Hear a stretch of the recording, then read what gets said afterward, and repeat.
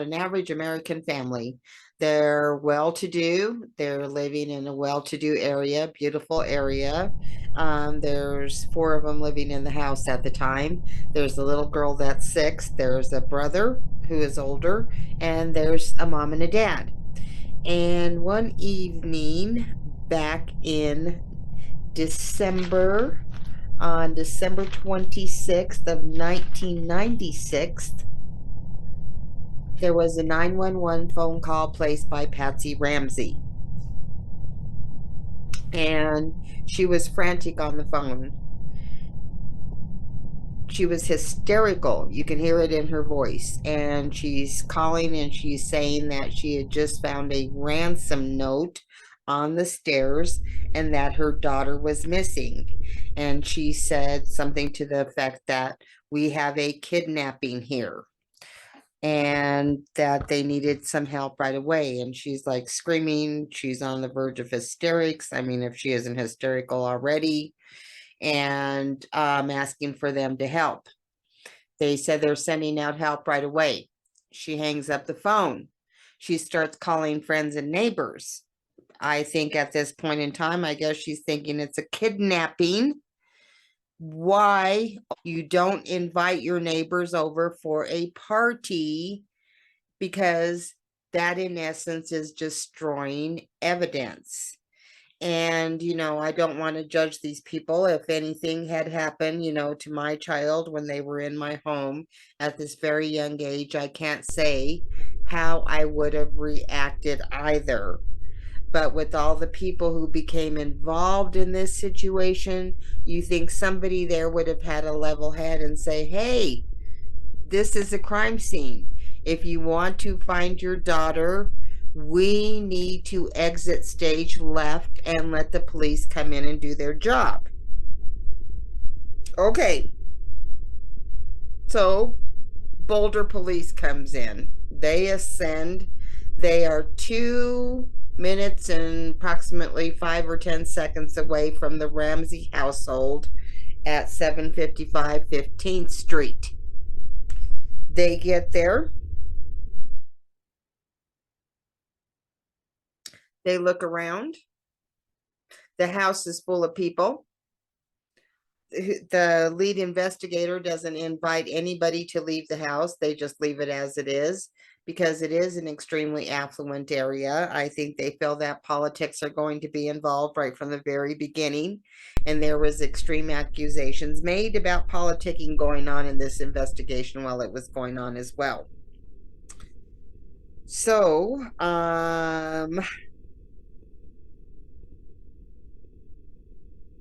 everybody's there. They're milling around. I know the majority of the police team, they need to leave.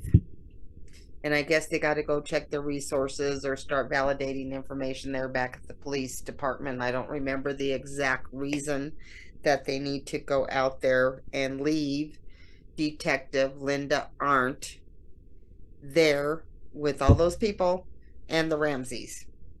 And she has had no training in this type of situation.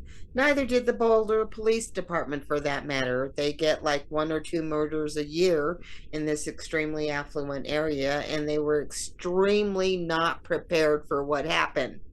So they take off and they go to do their little business there, and they leave Linda Arndt there. Well, Linda, she's there, she's doing her thing, she's talking to people. I think she thinks she's gathering up evidence. But while she's there, Mr. John is missing. He turns it missing like for an hour, hour and a half. There's no rhyme or reason where he went or why he's been gone so long. And then he comes back and he's acting extremely agitated. Well, that would be normal. If my child was missing, being held for ransom, I would be extremely agitated. We're going with the flow right now because this is all that anybody knows. So Linda, bless her little heart, tells him to go ahead and look around the house to give him something to do. Hey, look, see if anything's different, anything's out of place. If there is, you let me know. So John goes to start to inspect the house. A friend of his goes with him. They go down to the basement. They head into what he calls the wine cellar, which is basically a storage unit. They go in, they look, open the door, there's no lights turned on because he said, there she is, or something to that effect, before the lights even went on. Then the lights go on, the person that's with him can see that there's a body on the floor of a child. He goes over, he looks, he says he wanted to make sure that she had not expired. So he fucking takes the tape off of her, wrapped around her neck. She had her hands tied together with the garrote as well, rope, as well as a paintbrush piece that had come from Patsy Ramsey paint brushes. Keep that in mind. Comes into play later. So, in his panic, he throws a sheet over her, destroying evidence again. This whole scene I'm going to describe to you now is a complete desecration of evidence there. He covers her with the sheet. He grabs the body. He takes her upstairs. He puts her in front of the Christmas tree. Patsy just loved Christmas. She had Christmas trees everywhere, every room. When you can afford to decorate your house like you want to, she went ape shit and had the fucking house just decorated out like you know what. So he goes and he puts her in front of the Christmas tree. Patsy had been catatonic throughout this whole thing while the people are there cleaning up evidence, getting rid of evidence. She's there in a catatonic state crying because JonBenét's missing.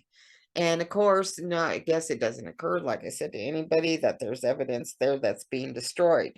But anyway, she looks over, she sees the body there, she becomes hysterical, she grabs the baby and she starts rocking back and forth, and she's just like a banshee, just crying. We completely understand that. In my culture, we have the Llorona.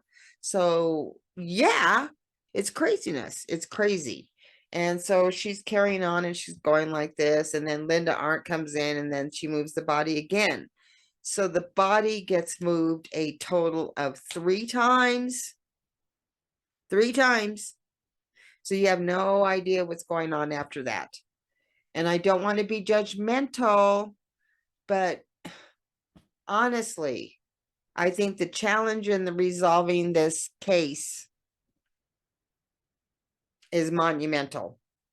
It is monumental. I mean, we have seen other cases be solved like that. I've talked about them myself. I had that crazy guy who lived up here with us and up here, by us, me and Empire. I'm sure I stood by Safeways and shopped with him or whatever.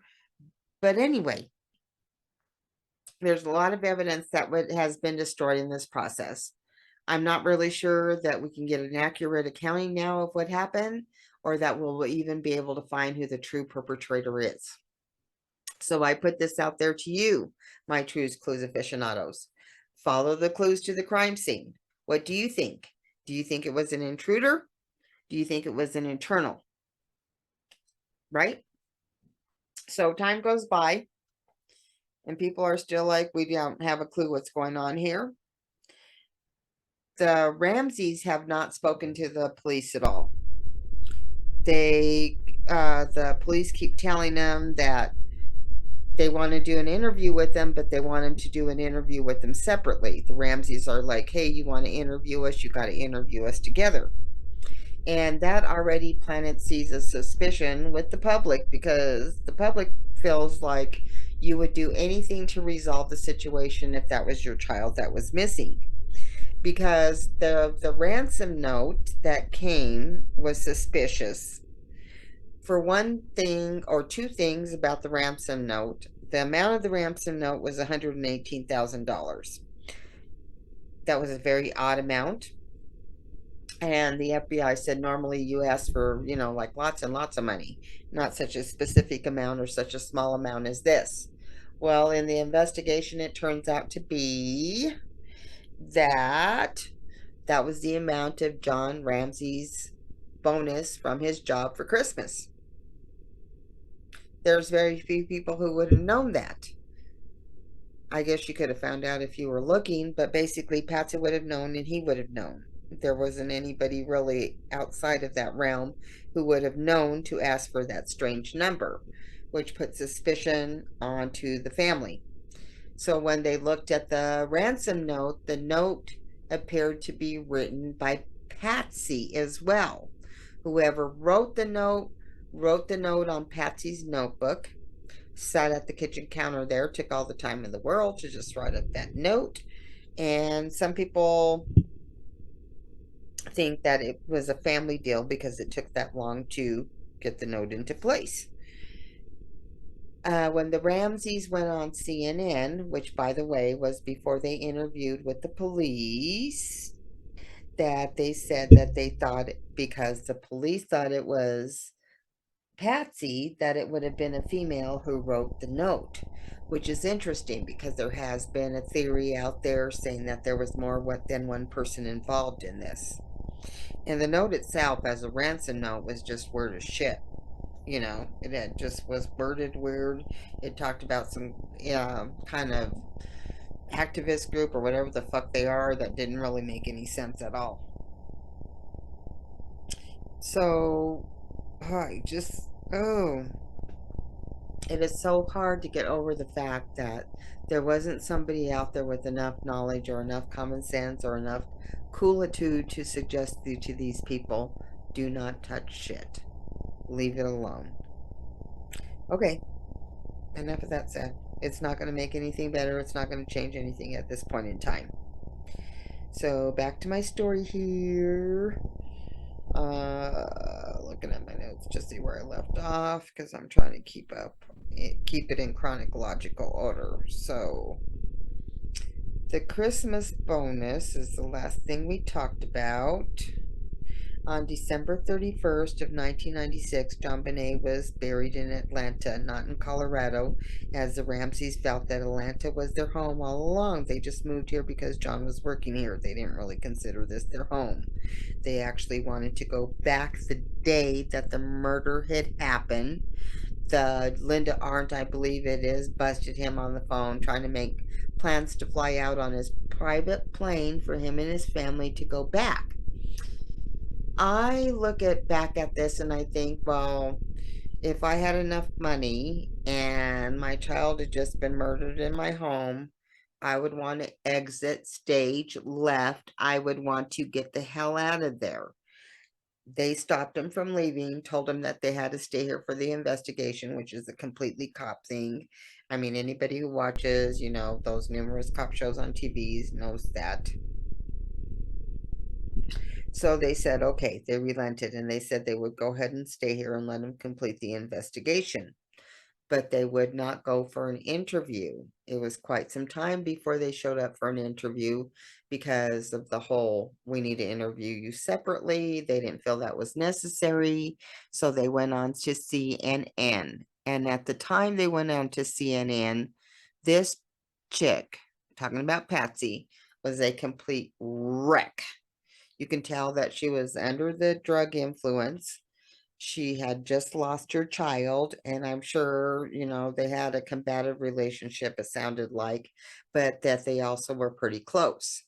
They held it against Patsy for putting JonBenet in the, what do you call it, model for children her age. But when you looked at them, there was a lot of makeup, there was a lot of style, there was a lot of what people considered not appropriate behavior for somebody that's 6 years old. What we know now is that type of behavior definitely calls in pedophiles, which will come into play when we look at the list of suspects here. But they held that against Patsy. But I don't know if anybody knows. Patsy came from a pageant family. Her mother pageanted. I call it pageanting, modeling, whatever you call it, doing those kind of contests. Her family was just into that. So Patsy perpetuated that with her child as well. I imagine it was a way for her to keep close to her daughter. I don't know if her daughter was as taken with it as the generations past. So they think that Patsy had got mad at her or got mad at her for bedwetting and caused the crime to occur. In other words, they think she killed her own child. And Don and Patsy were suspicious of that, and I'm pretty sure that's why they didn't want to do the interview. And the Popo, when they did the interview with CNN, And they're like, oh my God, I can't believe these people are doing the interview and they wouldn't even talk to us. And then she was drug addled at the time. And so people were pissed off. They really blamed Patsy, or they thought Burke had committed the murder. And I remember thinking, I don't know. I don't know what to think. I was so horrified at the fact that it happened in Boulder. I really thought that somebody had done it. At the time, I was kind of suspicious of the kid. I can't be honest about that and say that. A lot of time has passed. There's a lot of evidence that has come forward since then, but everything was just so strange. It was so new because something like that really hadn't happened here in Colorado. And at the time, like they said, 24-hour news just had started happening, like court TV. So the publicity was really focused on the crime as to what was going on here. I mean, people were all over, they were just like focused on this area. And at first, I don't think there was a fence there. I think the fence came up afterwards, and I don't blame them for putting the fence up because look at me, looky Lou. I went over there to take some pictures too. So, eventually they came out and said that they liked the Ramsey family as suspects. At that point in time, Lou Smith came in, and he was a retired detective from Colorado Springs. He had solved 100% of his crimes before he entered into the Ramsey case. At this time, since he was retired, they figured he would have enough time to review all the files and decide what was critical and what was not.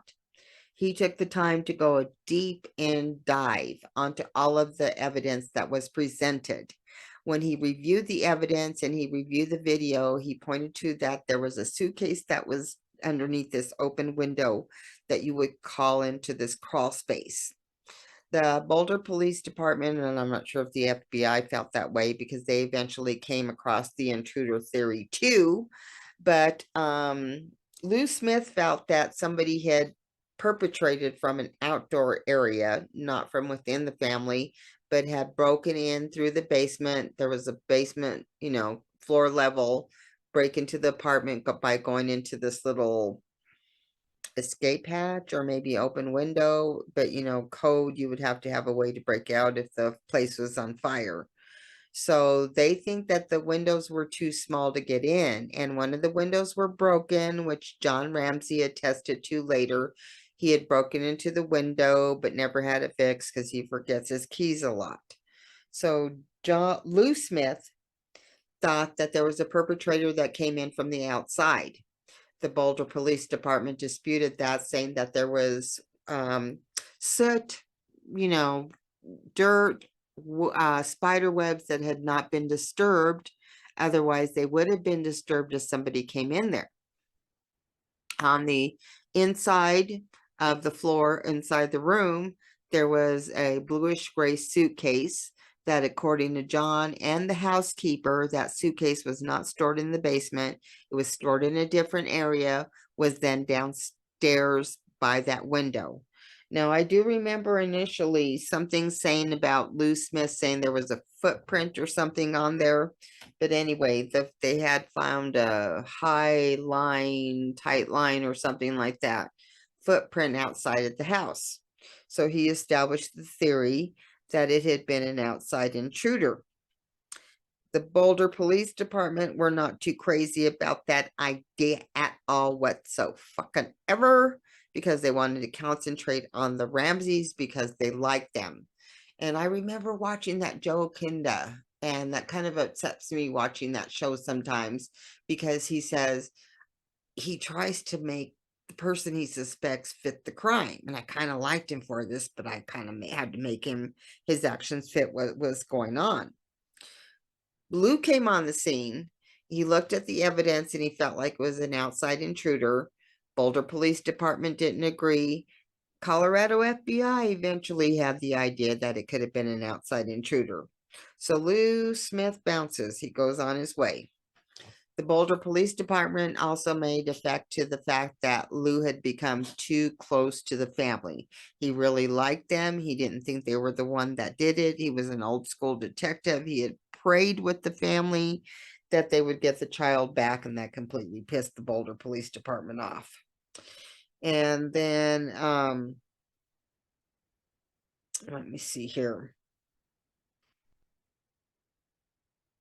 In June 1997, John and Patsy Ramsey moved back to their home in Marietta, Georgia. Then in August of 1997, a detective who had worked for the Boulder Police Department resigned. He was just so sick and fed up with the way the investigation had been done, the political accolades that had been applied, the fact that the interviews were just like conducted like bullshit.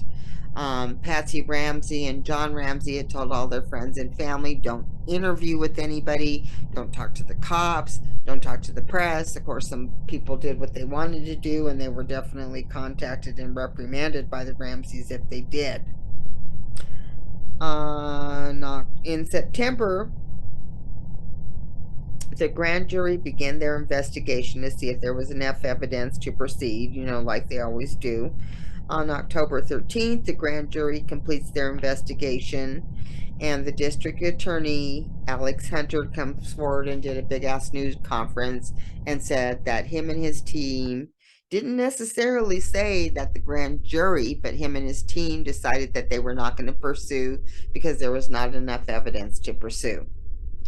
But a number of years later, I guess he was counting on the fact that grand jury proceedings are normally kept under lock and key and they're never revealed. Well, a number of years later, it was revealed that the grand jury did suggest to move forward and prosecute the Ramsey with the charges. But that did not happen because Alex Hunter did not move forward, and a lot of people blame him for that for whatever reasons he had. It looked like political machinations. In March of 20,000, the Ramseys put a book out giving their side of what happened, indicating they felt that there was an intruder that had entered their house and wanted them to return and waited for them to return from the Christmas party they had been celebrating to commit the crime. And I didn't actually read that book. There's so much gosh darn head swimming evidence out there, I didn't get that far. Sadly, on June 24th of 2006, Patsy Ramsey lost her battle to cancer. She had battled ovarian cancer a number of times, and like they said, stress will cause cancer to kill you. And she battled it. It came back for the final time. Of course, we know that, in a ferocious way, and it took her out. She was eventually buried across from John Bonet. So John Bonet's buried there with her half-sister and her mom.